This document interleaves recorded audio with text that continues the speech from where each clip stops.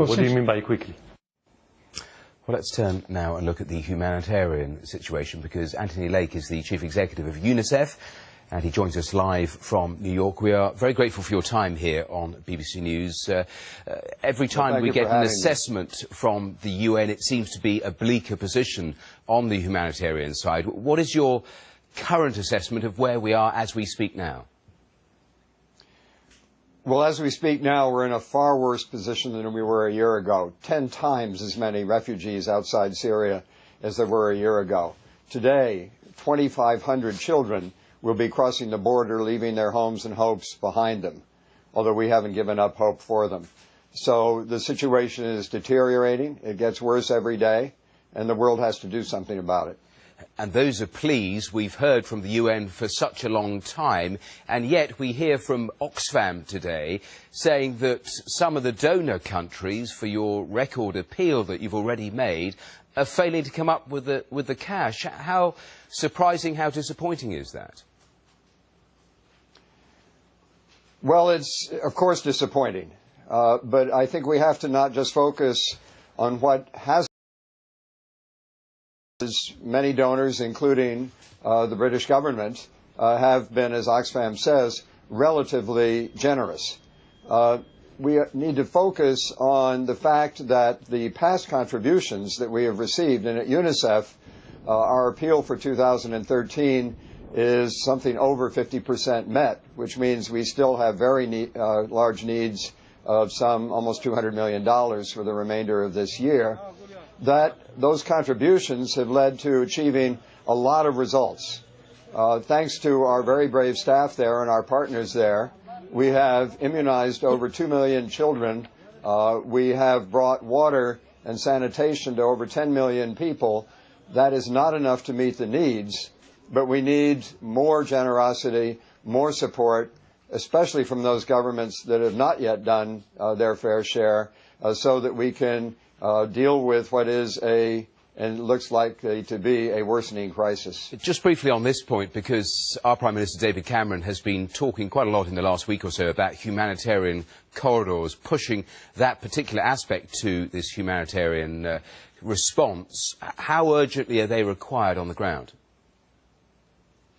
Well, we have two problems here. One is the access from across the border into Syria, carried out mostly by non-governmental organizations, and then within Syria, crossing the lines, we are working to go from government-held areas into opposition-held areas to meet the human needs, and we're negotiating those just about every day. As we speak, we are trying to get 1 million textbooks into the schools that are still open, where 1 million children await them so that they can get back. Just in terms of another aspect of this, because there is so much pressure on neighbouring countries, Lebanon, Turkey, Jordan, in terms of that refugee flow, a couple of organisations here, the Refugee Council and Refugee Action, have been urging our Prime Minister to do more to take some of those Syrian refugees. Is that something that you would support, a call like that, that actually more refugees could go further afield? Well, everything that any government can do throughout Europe and elsewhere, of course, to relieve human suffering is important. But we have to keep focused on what is needed in those countries that are bearing the greatest burden. Just think about this. Half of the children in Lebanese public schools now are coming from Syria. So we need to focus attention on how to not just help in the immediate future with those kids in these overcrowded classrooms, but also use the opportunity to build a better public school system in Lebanon itself. In the camps in Jordan, you can see now the kids who should be learning for their futures are now drawing pictures of war, of atrocities, things no child should ever see. And we worry very much that we're losing a whole generation of children in Syria who in 10, 20, 30 years from now are going to be replicating the violence because of what's happened to them now. And clearly that is why you're working... the future is at stake as well as the present. Sure, which is clearly why you're working so hard and have been for such a long time. Isn't the basic problem that you face, though, until you stop the perpetrator, you won't stop the refugee flow? Yes, and I hope that by making it clear that these are not just statistics that we all use, these are individual human lives, that those parties responsible for the carnage and all of those who can put pressure on them to stop it will be all the more motivated. We're seeing now in the headlines, in the Security Council debates, etc., as your program was just showing, a focus on what do we do about the chemical weapons.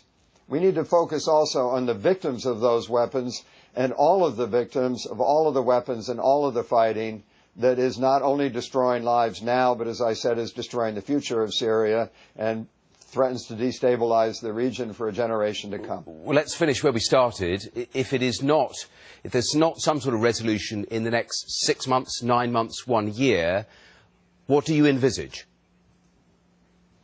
I envisaged, I don't know of a word worse than a catastrophe, because it is a catastrophe now.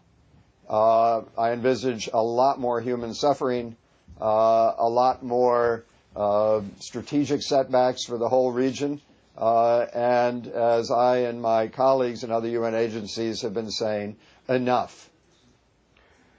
Well, Anthony Lake, thank you very much for taking time to speak.